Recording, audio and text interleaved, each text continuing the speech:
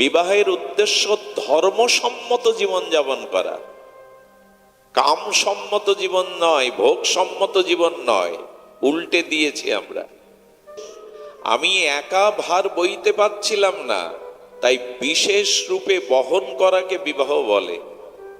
আমি একা সাধন ভজন ধর্ম সেবা এই ভার বইতে পারছিলাম না, তাই সেই ধর্ম সেবা এই ভার বিশেষ রূপে বহনের জন্য ধর্মপত্নী আল্লাহকারী হয়ে যে স্বামীকে যুগলের চরণে পৌঁছে দেওয়ার সহায়তা করে, এরই নাম সহধর্মিণী। শাখা সিঁদুর পরে ঘরে থাকলেই সে সহধর্মিণী না। স্ত্রী দুই প্রকারের, মায়েরা ভালো করে শোনো। স্ত্রী দুই প্রকারের, অবশ্য তাদের লক্ষণ 4 প্রকার বলেছে, কিন্তু স্ত্রী জাতি দুই প্রকারের আমাদের আচার্যরা বলছেন। এক বিদ্যারূপী স্ত্রী আর এক অবিদ্যারূপী স্ত্রী।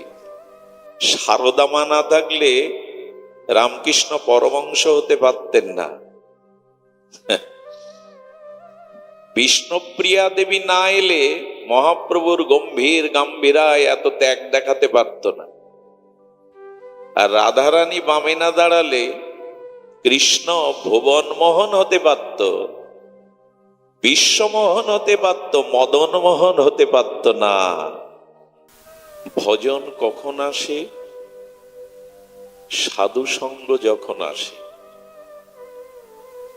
অনেকটা সেই কান টানলে যেমন মাথা আসে, ভজন সাধু সঙ্গ হতে আসে।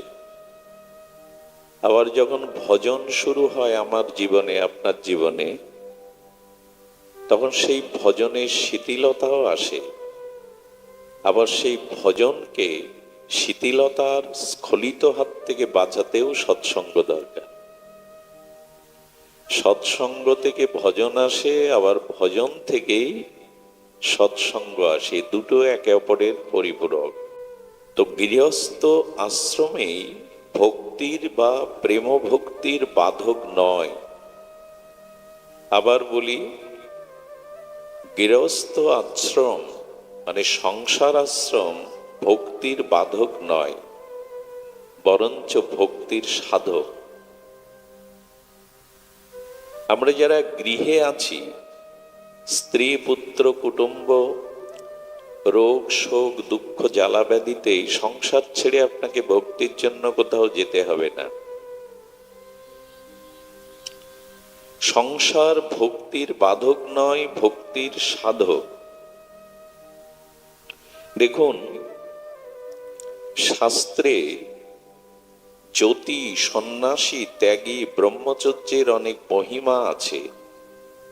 তারা প্রণম্য, তারা জগৎ পূজ্য। কিন্তু এই সন্ন্যাসী, ব্রহ্মচারী, আচার্যগণ, তারা কি মঠে জন্মেছে? একটু কথা বলুন, মঠে জন্মেছে কেউ? সন্ন্যাসীরা জগৎ পূজ্য, সকলেই প্রণম্য, কিন্তু তারা ভগবানের, প্রভুপাদ বা শ্রী গুরুদেব বা আচার্যগণ, তারা ভগবানের স্বরূপ। কিন্তু এরা কোথায় এসেছেন?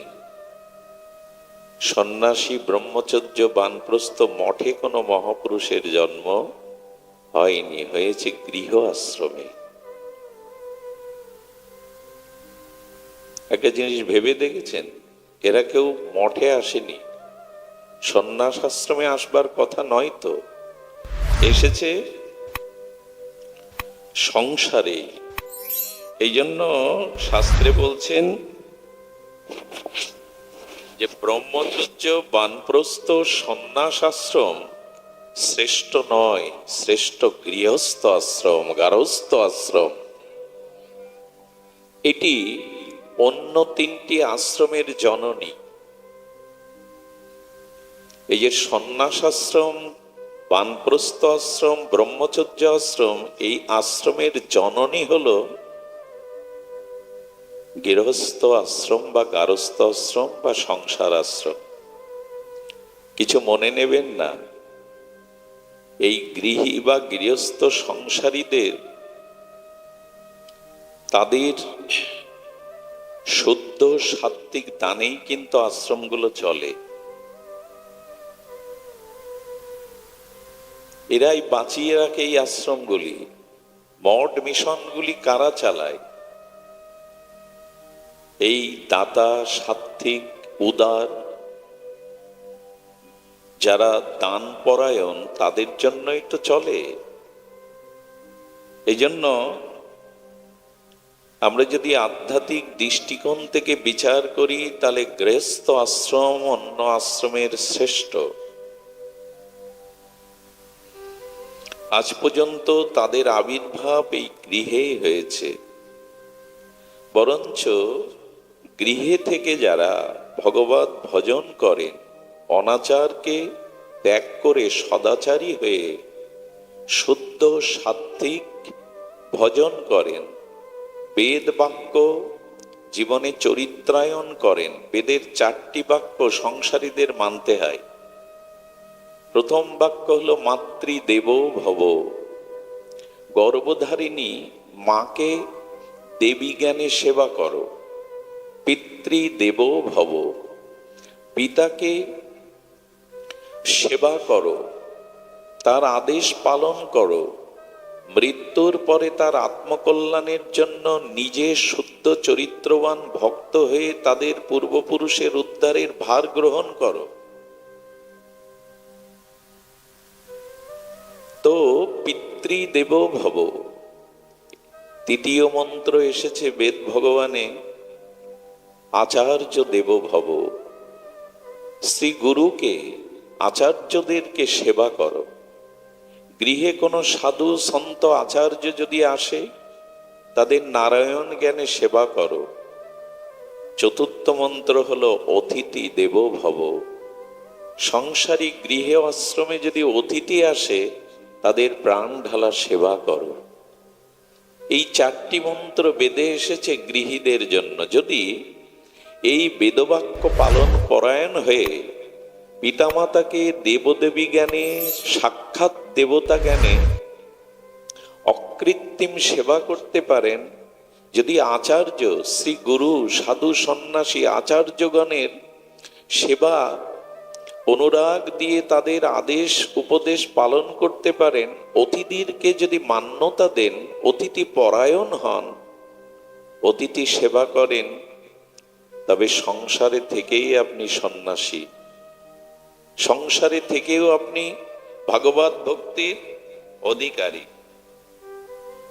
তবে যে সংসারের আমরা, যে আশ্রমের আমরা শ্রেষ্ঠত্ব পরিচয় দিলাম, এই যে সন্ন্যাস আশ্রম, ব্রহ্মচর্য, গারস্থ, বানপ্রস্থ, গারস্থ, এই যে বানপ্রস্থ আশ্রম, সন্ন্যাস আশ্রম, ব্রহ্মচর্য আশ্রমের থেকে সর্বোপরি সর্ব উপরে আমরা গারস্থ আশ্রমকেই মান্যতা দিলাম।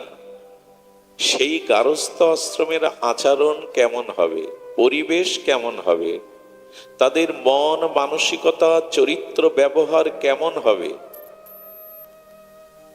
বাচ্চাগুলি কারা কথা বলছে? থামান, কি বলছেন? খুব ধ্যান দিতে হবে।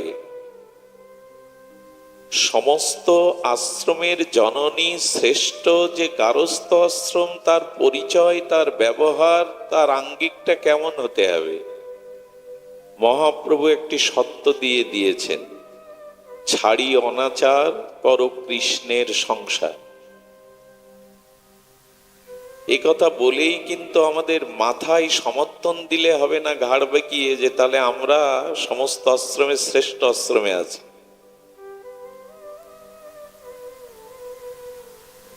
সংসার বা গারস্থ আশ্রমের পরিচয় দিয়েছেন মহাপ্রভু। অনাচার যেখানে আছে সেটি শ্রেষ্ঠ আশ্রম, প্রকৃত গারস্থ আশ্রম নয়। সদাচার সম্পন্ন বেদের এই 4 মন্ত্র যারা চরিত্রায়ন করে চলেন, তাকেই শ্রেষ্ঠ বলা হয়েছে। আমরা সংসার গড়তে পারিনি, আর এই জন্য আজ গৃহে সংসারে শান্তি নাই। মহাপ্রভুর বাণীকে, মহাবাণীকে আমরা বহুমানন করিনি, মূল্যায়ন করিনি। আমাদের আর্য ঋষিদের শাস্ত্র বাক্য অনুসারে আমরা সংসার জীবনযাপন করিনি। অনাচারকে পরিত্যাগ করে সদাচারকে গ্রহণ করিনি। সংসারটাকে আমি আমার কর্তৃত্ব অভিমানে অহংকারী হয়েছি, কৃষ্ণের সংসার ভাবতে পারিনি। এই সংসারটি ভগবানের, কৃষ্ণের, এই অভিমান ত্যাগ করতে পারেনি। কর্তৃত্ব অভিমান, ভোগ বিলাসে আজ প্রতিটি গৃহ মন্দির আশ্রমকে আমরা কলুষিত করেছি, কলঙ্কিত করেছি। আজ গৃহ নরকে রূপান্তরিত করেছি। ভজন নাই, সাধন নাই, পবিত্রতা নাই। আজ আছে শুধু ভোগ বিলাস। প্রতিটি গৃহ সংসার আশ্রম থেকে আজ নরকে রূপ নিয়েছে প্রায়শ। এর কারণ কি?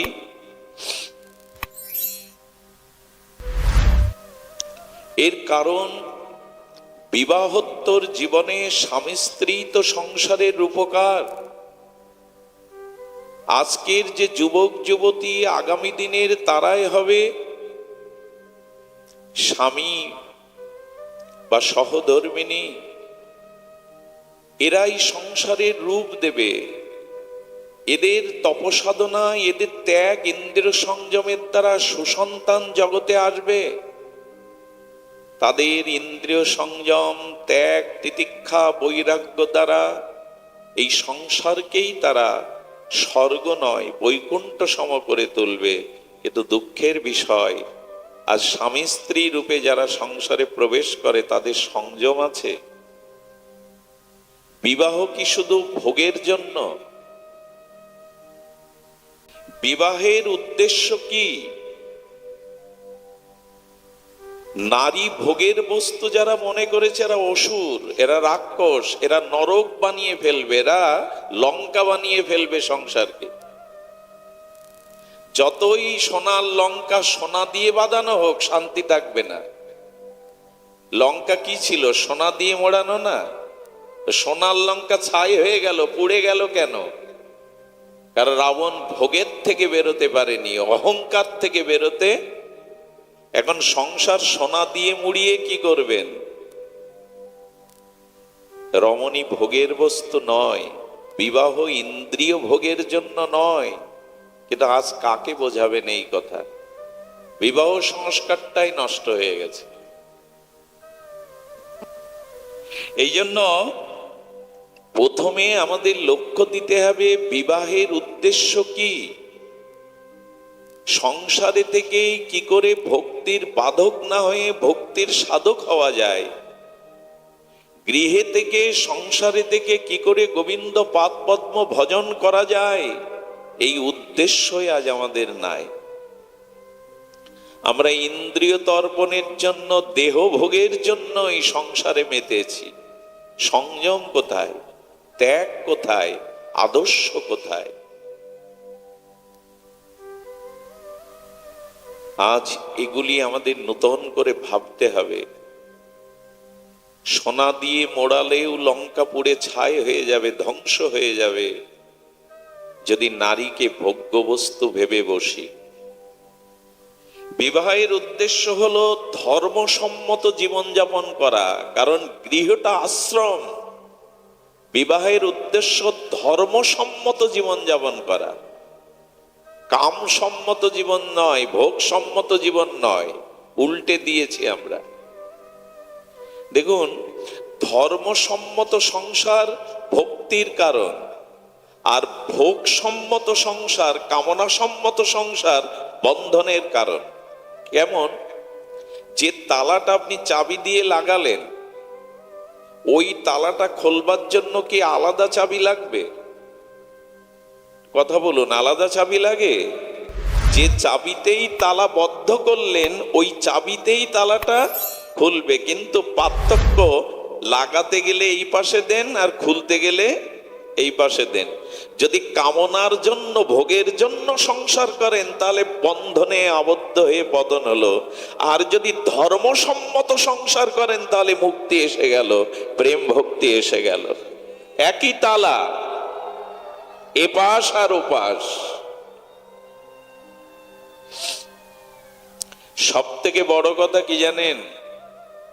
সংসারে সহধর্মিনী, দেখুন আমাদের সনাতন বৈদিক সভ্যতায় যে শাস্ত্রীয় শব্দগুলো আছে, এগুলোও যদি জানতে পারেন তো জীবনে আত্মজ্ঞান হয়ে যাবে। বিবাহের পরে স্ত্রীকে কি বলে জানেন? আমাদের বেদ, আমাদের উপনিষদ ধর্মপত্নী কি বলে? এই শব্দগুলো তো এখন উঠেই গেছে। বউ, স্ত্রী সহধর্মিনী বলে, কি বলে? সহধর্মিনী। এবং উপনিষদ বলেছেন ধর্মপত্নী। আমি যদি সেখানে কামপত্নী বানাই, ধর্মসম্মত জীবনযাপন করাই হলো বিবাহের উদ্দেশ্য। আমি একা ভার বইতে পারছিলাম না, তাই বিশেষ রূপে বহন করাকে বিবাহ বলে। আমি একা সাধন, ভজন, ধর্ম, সেবা এই ভার বইতে পারছিলাম না, তাই সেই ধর্ম, সেবা এই ভার বিশেষ রূপে বহনের জন্য ধর্মপত্নী আনলাম, সহধর্মিনী আনলাম। সহধর্মিনী কাকে বলে জানেন? স্ত্রী, বউ, বধূ এই শব্দগুলোর আলাদা ব্যাখ্যা, কিন্তু সহধর্মিনী কাকে বলে? স্বামীর সুখে সুখে, স্বামীর দুঃখে দুঃখী হয়ে, স্বামীকে ভোগের পথে, কামনার পথে আর পতন না ঘটিয়ে, স্বামীর ধর্ম, কর্ম, তপ সাধনায়, ত্যাগ বৈরাগ্যে সহায়তাকারী হয়ে যে স্বামীকে যুগলের চরণে পৌঁছে দেওয়ার সহায়তা করে, এরই নাম সহধর্মিনী। শাখা সিঁদুর পরে ঘরে থাকলেই সে সহধর্মিনী না।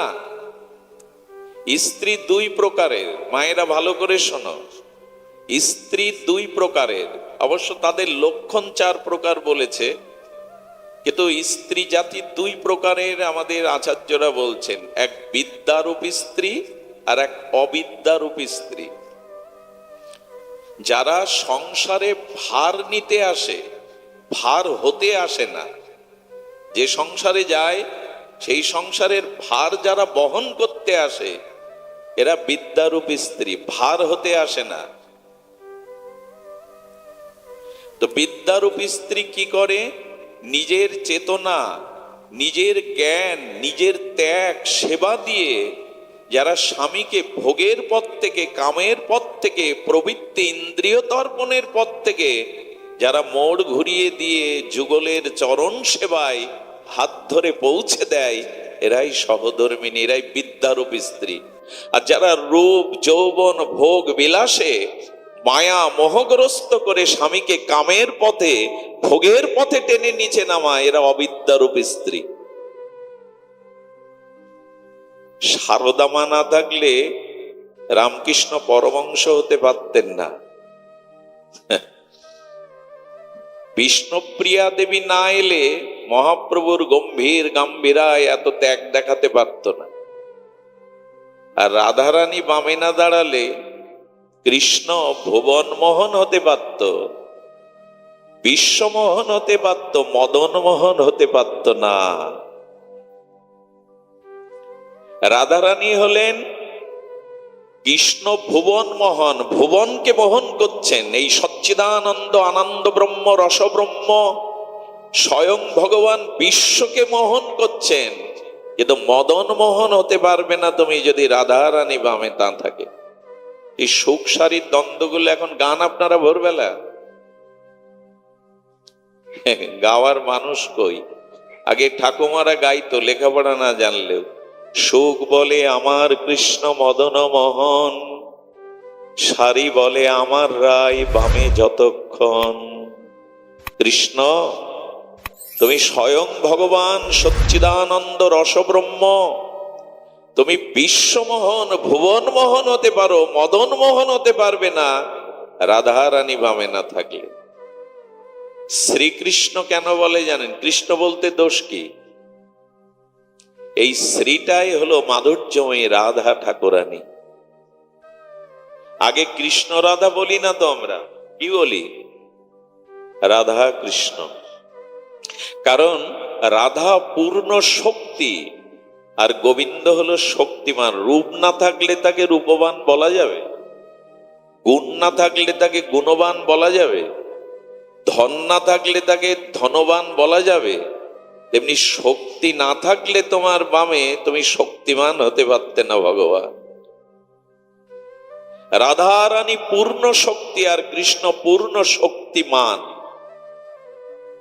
একই বস্তু, তবু ঠাকুরানী প্রেমময়ী রাধারানী হলেন শক্তি, কৃষ্ণ হলো শক্তিমান। এজন্য দেবী রূপে ফিরে এসো মা, বৈরাগ্য রূপ নিয়ে ফিরে এসো, সহধর্মিণীর রূপ নিয়ে, ভারতীয় আর্য ঋষিদের সেই রূপ নিয়ে ফিরে এসো। ফিরে এসো সীতা সাবিত্রীর রূপ নিয়ে, অহল্যার সতীত্ব নিয়ে। হরিশ্চন্দ্র রাজাকে ঋণ মুক্ত করার জন্য শৈবা কাশীতে নিজেকে দাসী রূপে বিক্রি করে দিয়েছিল। কে শৈবা? হরিশ্চন্দ্র রাজা হলেন সূর্য বংশের উত্তরসূরি। সেই ভুবন সম্রাট হরিশ্চন্দ্র রাজার দানের অর্থ জোগাড়ের জন্য কাশীতে তখন দাস দাসী বিক্রি হতো। এই মহারানী নিজেকে দাসী রূপে বিক্রি করে স্বামীর ঋণ শোধ করে দেয়। এ তো গল্প নয়, উপন্যাস নয়, সিনেমা না হয়, এটাই আমাদের আদর্শ, সনাতনী আদর্শ। কোথায় সেই ত্যাগ বৈরাগ্য রূপ? এই জন্য ভারতীয় কবি খুব আক্ষেপ করে গেয়েছেন, না জাগিলে মা ভারত ললনা, এ ভারত আর জাগে না জাগে না।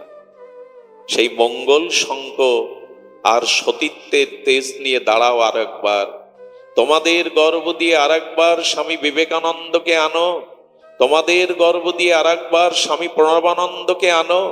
তোমাদের তপসাধনায়, তোমাদের ধর্মচর্চার দ্বারা আবার তোমরা ঠাকুর অনুকূল চন্দ্রের মতো মহাপুরুষকে জগতে আনো। আজ বড় প্রয়োজন একজন মহামানবের। 150-200 বছর হতে চলল একজন রবীন্দ্রনাথ ঠাকুর আসেনি। আজ বড় সুসন্তানের অভাব, কিন্তু ধর্মচর্চা না করলে, সাধনা না থাকলে এমনি এমনি আসবে না। এই জন্য বিদ্যারূপী স্ত্রী যদি হয়, সহধর্মিণী যদি হয়, ধর্মপত্নী যদি হয়, তবে সেই সংসার সেটি শ্রেষ্ঠ আশ্রম হয়। এমনি ঘরদোর করে সাজিয়ে গুছিয়ে আসবাবপত্র রাখলে, সংসার করলেই শ্রেষ্ঠ আশ্রম নয়। ত্যাগ চাই। দেখুন, জীব এবং ঈশ্বর এদের মধ্যে পার্থক্য কোনটি? ভগবান নেমে আসেন কেন? এই যে আপনারা লক্ষ্য করেছেন, কশ্যপ এবং দেবাহুতি, এই যে তাদের তপসাধনার দ্বারাই তো ভগবান সেখানে আছেন। বসুদেব দেবকীর সাধনার দ্বারাই তো ভগবান আসেন। কৌশল্যা মহারাজ দশরথের যোগ্য তপসাধনার দ্বারাই তো ভগবান আবির্ভূত হন। 12টা বছর স্বামী বিবেকানন্দের মা কাশীতে শিবের উপাসনা করে স্বপ্নের দ্বারা শিব ঠাকুরই বলেছিলেন, আমার শক্তি রূপে আমি তোর গর্ভে আসছি। 1 বছর ধরে রুদ্ধ দুয়ারে, এই বাজিতপুর, বৃহত্তর ফরিদপুরের বাজিতপুরের ভুইয়া বাড়িতে স্বামী স্ত্রী মিলে রুদ্র ভগবানের রুদ্ধ দুয়ারে তপস্যা করেছিলেন। স্বপ্নেতে ভগবান শিব বলেছিলেন, আমি শক্তি রূপে আসছি। প্রবানানন্দ রূপে এসেছিলেন তিনি, স্বামী প্রণবানন্দ। তপস্যা ছাড়া সুসন্তান আসে না।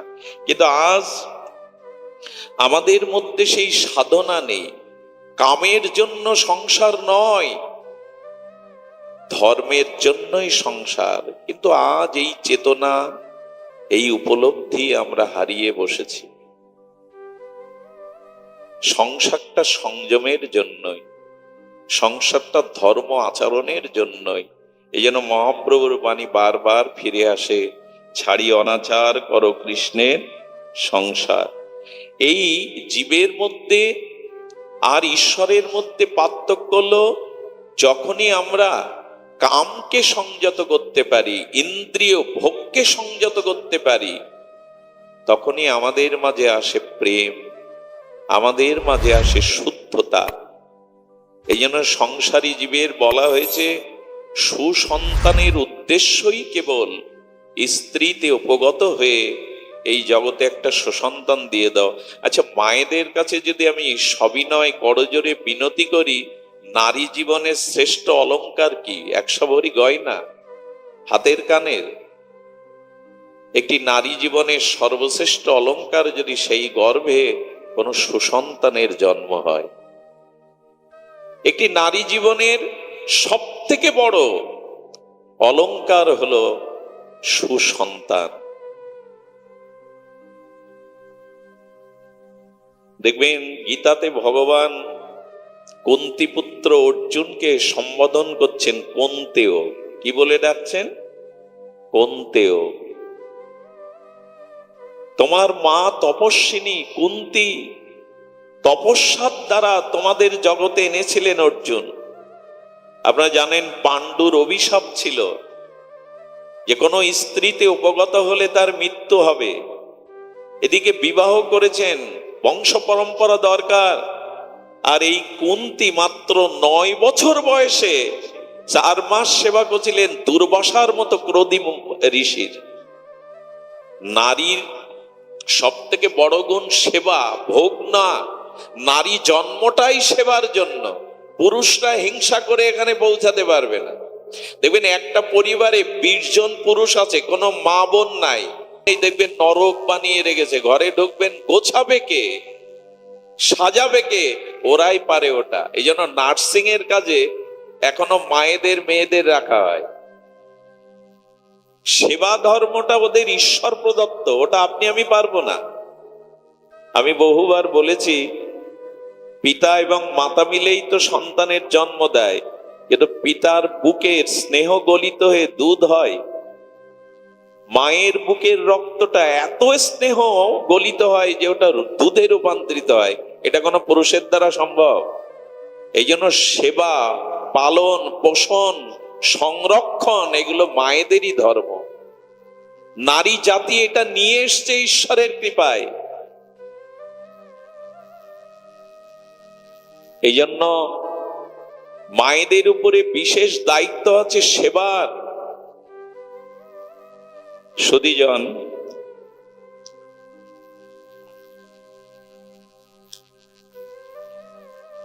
ভোল্টেজ কমে এগুলো হয় না, এগুলো জানতে হয়। এই শব্দযন্ত্রের ব্যবহার গুলো জানতে হয়। এদিকে লক্ষ্য করুন, থাক অসুবিধা, এদিকে ধ্যান দিন। আমি হারিয়ে ফেলবো, অল্প সময়ের জন্য আসছি, একটু ধ্যান দিন। বলছেন যে এই সেবা ধর্মটা তাদের প্রাপ্ত। 9 বছর বয়স কুন্তি দেবীর। আর সেখানে চাতুর্মাস ব্রতের উদযাপনের জন্য ঋষি দুর্বাসা ঋষির পরিচয় জানলে আপনারা রাত 12টায় উঠে বলবে খেতে দাও। যদি না খেতে দিতে পারেন সঙ্গে সঙ্গে অভিশাপে ভস্ম করে দেবে। প্রতি সেকেন্ডেই রাগে, এমন রাগী ঋষি আর নাই। আরে পারণের দিন যুধিষ্ঠির মহারাজের কাছে এসেছেন, 60,000 মনি ঋষিকে খেতে দাও, না দিতে পারলে অভিশাপ। আর কুন্তি দেবীর পিতা হাত জোর করে বললেন, ঋষিবর, আপনার সেবা দেওয়ার মতো ধৈর্য সামর্থ্য আমার নেই। কুন্তি দেবী দেখলেন সাধু দোয়ার থেকে ফিরে যাবে। 9 বছরের বালিকা সাধু দোয়ার থেকে ফিরে গেলে গৃহের মঙ্গল তো চলে গেল। কোনো অতিথি যদি মনোকষ্টে অভুক্ত হয়ে আপনার গৃহ থেকে চলে যায়, তার অনন্ত জন্মের পাপ আপনার কাছে রেখে যায়, আর আপনার পুণ্যটা সাথে নিয়ে চলে যায়। শাস্ত্রে বলা আছে। কিন্তু আজ তো আর, আজকে কি লেখা থাকে, কুকুর হতে সাবধান, যাতে কেউ না ঢোকে। আগে লেখা থাকতো স্বাগতম, এখন লেখা থাকে কুকুর হতে কেউ আর ঢুকো না, বিনা অনুমতিতে প্রবেশ নিষেধ। এই সব বাড়ির সামনে এখন লেখা। কোথায় নেমে গেছি আমরা? সুধীজন, সভ্যতা বলছি বটে, শিক্ষা প্রযুক্তি সবকিছু বেড়েছে, কিন্তু না, মানবিকতা মনুষ্যত্ববোধ থমকে দাঁড়িয়েছে। সুধীজন, এই জন্য বাড়ির সামনে এইসব লেখা ঠিক নয়। মানুষকে কেন কুকুর দিয়ে, জন্তু জানোয়ার দিয়ে শাসাচ্ছেন আপনি?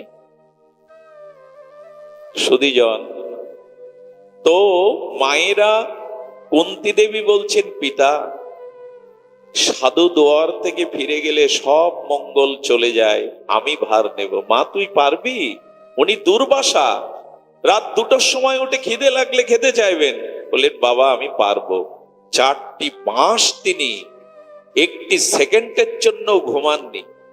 রাত্রে দরজায় হেলান দিয়ে দাঁড়িয়ে থাকতো, ঋষির যদি কিছু প্রয়োজন হয় প্রাণ ঢালা নিবেদিত আত্মা হয়ে 4 মাস সেবা করার পরে দুর্বাসা বিস্ময় প্রকাশ করে বলছেন, এই বালিকা সাধারণ হতে পারে না, আমার মতো তেজি ক্রোধী দুর্বাসাকে সেবা দিয়ে তুই সন্তুষ্ট করেছিস, বর নে। দুর্বাসা বর দিয়েছিলেন, শোন মা, আমার এই বর তোর কাজে লাগবে, আমি তোকে মন্ত্র দিচ্ছি, এই মন্ত্র শক্তির দ্বারা তুই যে দেবতাকে স্মরণ করবি সেই দেবতা তোর সামনে এসে উপস্থিত হবে, বরাবর বর পাবি। এই জন্য স্বামীর কাছ থেকে সন্তানের আদেশ নিয়ে এই মন্ত্র স্মরণ করে দেবতাদের দ্বারা তিনি যুধিষ্ঠির ধর্মরাজের কাছ থেকে নিয়েছিলেন, পবনের কাছ থেকে আমাদের ভীমসেনকে নিয়েছিলেন, দেবরাজ ইন্দ্রের তপশক্তির দ্বারা অর্জুনকে নিয়েছিলেন। সম্ভব এটা? এই জন্য সুসন্তান তপস্যার দ্বারা, ত্যাগ বৈরাগ্যের দ্বারা ছাড়া হয় না। এয়ারপোর্ট ছাড়া বিমান লাভবে এখানে? স্টেশন ছাড়া ট্রেন থামে সব জায়গায়? ভালো গর্ব ছাড়া, তপস্যা ছাড়া সুসন্তান আসে না। সেটাই তো তৈরি করতে পারিনি আমরা সংসারে। সুধীজন, এই জন্য শাস্ত্রে বললেন কাম পত্নী বানাবেন না, ভোগের জন্য মায়েরা না, মেয়েরা না, ধর্মপত্নী বানান। আমাদের বুধাটার পাশে, আমার জন্মস্থানের পাশে একটা মেয়ের বিয়ে দেয়, বাবা অনেক কষ্ট করে টাকা ব্যয় করে, মেয়ের সুখ প্রতিটা বাবাই চায়। 2 মাস যেতে পারে না, মেয়েটা অত্যাচারিত হয়ে চলে আসলো, ছেলেটা ড্রাগ আসক্ত, সংসার করা হলো না। সুধীজন, একটা অনুরোধ করি, গৃহটাকে সন্তানাদি তপস্যার দ্বারা, তপস্যারই ফসলেরা। কুন্তী দেবী এমনি মহিষী হননি, জগৎ পূজিতা হননি, অল্প বয়সে স্বামী হারালো, 12টা বছর পঞ্চ পাণ্ডবদের নিয়ে বনে বনে ঘুরল, 1 বছর অজ্ঞাতবাসে গেল, বিষ খাইয়ে পুড়িয়ে মারতে গেল, কিন্তু কুন্তীর স্নেহ, সাধনা, তপস্যা, ত্যাগ বৈরাগ্যের দ্বারা তারা ভগবানের চরণ ছাড়া, ছায়া ছাড়া কখনো হননি। ভগবান ওদের ঘরেই বাধা, কুন্তীর মতো জননী যেখানে, ভগবান সেখানে ছায়ার মতো পাণ্ডবদের দুয়ারে পড়ে রয়েছে। সুধীজন, এই জন্য সংসারে যখন ভোগ বা কাম চলে আসে তখন পাপের প্রবেশ হয়, আর যখন ত্যাগ বা সংযম আসে তখন ভক্তি বা পুণ্যের প্রবেশ ঘটে। সুধীজন, এই জন্য কলুষিত মন, কিছু মনে করবেন না, সন্ধ্যার পরে এই জন্য ঠাকুর ঘরে যে মেয়েরা 1-2 ঘন্টা কাটায়, গৌর আরতি, তুলসী আরতি, একটু গীতা পাঠ, এইগুলো যখন করে কি হয় জানেন?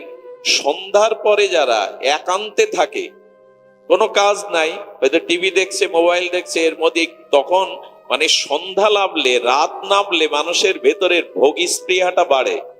দিনের বেলায় কাজের অবসর থাকে না, ব্যস্ততা থাকে, এই জন্য মানুষের ভোগ জাগার সময় পায় না। যেই অন্ধকার নেমে আসে, সন্ধ্যা নেমে আসে, মানুষের মধ্যে ভোগ বৃদ্ধি বেড়ে যায়। এই জন্য যে মেয়েরা সন্ধ্যাবেলায় ঠাকুর ঘরে 2 ঘন্টা কাটায়, হরিনাম 16 মালা জপ করে, এদের মধ্যে ভোগ বাসনা জাগার অবকাশ পায় না, ইন্দ্রিয় ভোগের চিন্তা জাগে না, তারাই রক্ষা পায়। এখন আর ঠাকুর ঘরে মানে 3টে শাকের ফু আর একটু একটু জল দেওয়া, এই ওখানে বন্দনা নেই, কীর্তন নেই, শাস্ত্র অনুশীলন নেই, একেই সন্ধ্যা বন্দনা বলি আমরা। আর কি হবে? মোবাইল নিয়ে বসো, টিভি নিয়ে বসো, ভজন আর হয়েছে। এই জন্য কলুষিত মন একান্ত থাকলে কলুষিত হয়, আর ভজন সাধন নিয়ে একান্ত থাকলে মন পবিত্র হয়। এখন আমাদের যেমন দেখি তাই তো ভেতরে প্রবেশ করে, শিখলে কোথায়? দেখলাম যেথায়, যা দেখি তাই তো ভেতরে আসে। এই জন্য সন্ধ্যার পরে মা একটু মালা নিয়ে বসো। রিমোটের চ্যানেল কটা? 200-250 শুনেছি, তো 200-250 না, 108টা একটু হাত দিয়ে ঘোরাও, তাহলে আর এই জন্ম মৃত্যু চক্রে ঘুরতে হবে না, একটু ওই মালাটা ঘোরাও। রিমোট ঘোরালে কি হবে আমি জানি না, 4টে জিনিস হবে। টিভির সামনে বসে 2-4 ঘন্টা রিমোট ঘোরালে 4টে জিনিস হবে। চোখের দৃষ্টি নষ্ট হবে, সময় অপচয় হবে, চরিত্রের মধ্যে ওই পচা দুর্গন্ধ আর ওই জিনিসগুলো ঢুকবে, আর মানুষের মনের দূষণ আসবে। এই 4টে হবেই হবে। কিন্তু মালা ঘোরালে, ভগবানের নামের মালা ঘোরালে জন্ম মৃত্যু চক্র থেকে রেহাই পাওয়া যাবে। এই জন্য দেখুন, আগেকার ঠাকুমারা মায়েরা সারা দিন পরিশ্রম করে লেখাপড়া জানলে রামায়ণ নিয়ে বসতো, মহাভারত নিয়ে বসতো, ভোরে তাদের উঠতে দিতেই হবে। এখন কোন মায়েরা যদি ভোরে ওঠে, বিশেষ করে গ্রামে না শহরে, অন্যজন জিজ্ঞাসা করে বাড়ি কোনো বিপদ হয়েছে, এত ভোরে উঠেছো? ভোরে ওঠাটাই এখন বিপদ। অনেকেই প্রশ্ন করে এত ভোরে উঠেছো কি, বাড়ি কারো অসুখ হয়েছে, সমস্যা হয়েছে? সুধীজন, এসব কথা ভাগবত কথার বাইরের কথা নয়। সংসারী যদি না বাঁচে, সুসন্তান যদি জগতে না আসে, জগতের যে দুর্দশা দেখছেন আরো দুর্দশায় পর্যবেসিত হবে। যাই হোক, গারস্থ আশ্রমের এমন শক্তি আছে, স্বামী স্ত্রী যদি ধর্মপত্নী হয়, সহধর্মিণী হয়, ত্যাগ তপস্বিনী হয়, ইন্দ্রিয় সংযম করে কামের বদলে যদি প্রেমের উপাসনা করে, তারা ভগবানকেও পুত্র বানাতে পারে। শুনে রাখুন, ভগবানকেও পুত্র রূপ বানাতে পারে। তাদের কাছে ভগবান আসতে বাধ্য। কপিল দেব এলেন না দেবহূতির কাছে, ভগবানকেও তারা পুত্র রূপে পেতে পারে, শুধু সাধনার দ্বারা, তপস্যার দ্বারা। মাটি পুড়ে তো ভগবান আসেন না।